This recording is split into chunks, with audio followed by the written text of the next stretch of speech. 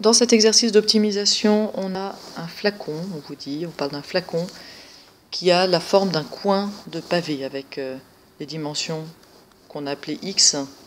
On a un triangle isocèle en bas et puis h en hauteur. Alors, ce qu'on souhaiterait, c'est minimiser, on connaît son volume, 200 cm3, et on voudrait minimiser les surfaces AOB, SOB et SOA, parce qu'on les recouvre d'une peinture métallique qui est très chère.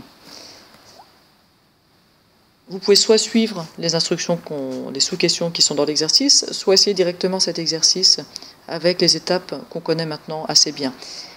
On veut minimiser la surface de ces trois triangles, et bien soit commençons par écrire ce que vaut la surface de ces trois triangles.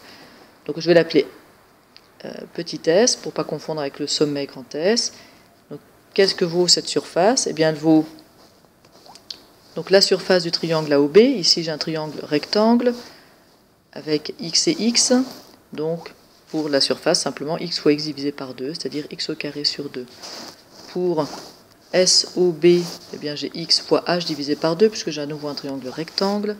Et même chose pour SOA, dont la surface vaut aussi x fois h divisé par 2. Et donc ce qu'on voudrait, c'est minimiser la somme de ces trois surfaces, c'est-à-dire ici minimiser S.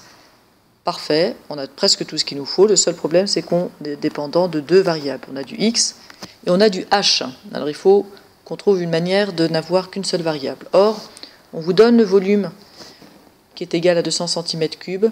Ça va nous donner une expression qui va relier x et h, et on va pouvoir en déduire l'un en fonction de l'autre. Alors faisons ça. Notre volume, on sait qu'il vaut 200 cm3. Et puisque c'est ici une pyramide de hauteur h et de base a ou b, dont je suis en train de parler, eh bien le volume, c'est 1/3 fois l'aire de la base, c'est-à-dire x au carré sur 2, fois la hauteur. Donc mon volume, qui est égal à 200, il est aussi égal à 1/3 fois x au carré sur 2 fois h. Ici, j'ai une formule qui me relie du x et du h, et je vais donc pouvoir obtenir h en fonction de x ou bien x en fonction de h. Si vous avez un peu l'habitude, vous voyez que si je prends x en fonction de h, je vais avoir une racine carrée, puisqu'il va falloir que je me débarrasse de ce carré, ce qui n'est pas terrible. Il vaut mieux que j'isole h. Ce genre de transformation de formule, vous pouvez le faire, si vous n'êtes pas à l'aise, avec la calculatrice. Il suffit de faire un solve.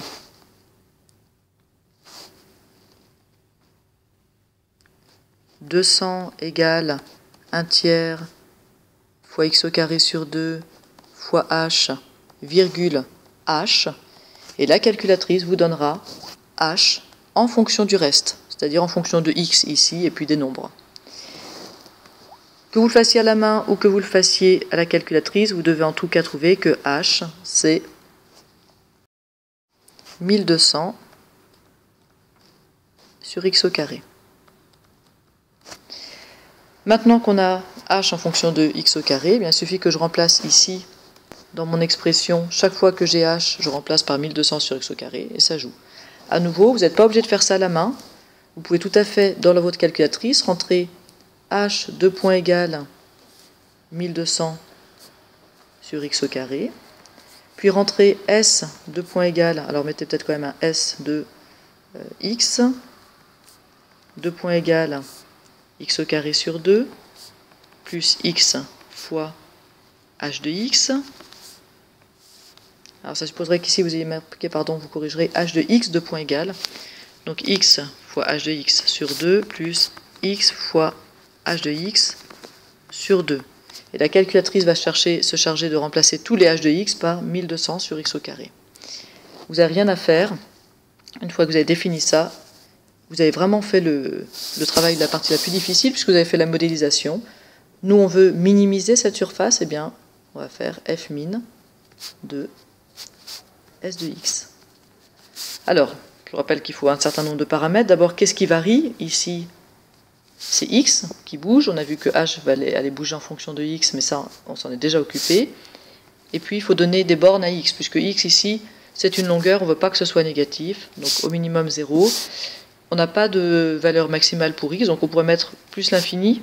Alors vous le trouvez, le plus infini, dans le livre, la touche qui est en dessous du del. Mais si jamais c'est compliqué pour vous de trouver et que c'est un peu long, Vous mettez quelque chose de très grand, par exemple 100 000. Si par hasard, la valeur qui était sortie, c'était 100 000, eh bien vous sauriez qu'il faut aller essayer peut-être de trouver une borne plus grande. Vous devriez trouver que le x qui est optimal, c'est une valeur proche de 10,63. Et je vous rappelle que quand vous avez fait ça, vous n'avez pas terminé. Dans l'énoncé, on veut trouver les dimensions de notre flacon, donc il faut qu'on précise ce que vaut h. Ah, c'est pas difficile. On va calculer h de x, sachant que mon x vaut ça. Le h de x, j'ai déjà la formule. Donc n'hésitez pas, vous, la calculatrice, à vraiment taper h de x, sachant que, avec le sachant que qui est au-dessus du égal avec un contrôle, sachant que, et vous allez récupérer la valeur x égale que vous venez de trouver, et vous devez trouver que h de x est aussi à peu près égal à 10,63.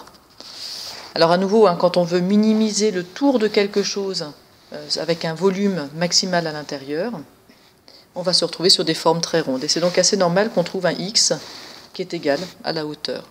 Si vous vous êtes intéressé par savoir ce que vaut dans ce cas-là la surface, eh bien vous avez juste à faire s de x, sachant que mon x vaut 10,63. Donc ma surface minimale, elle est à peu près égale à 169,4 cm².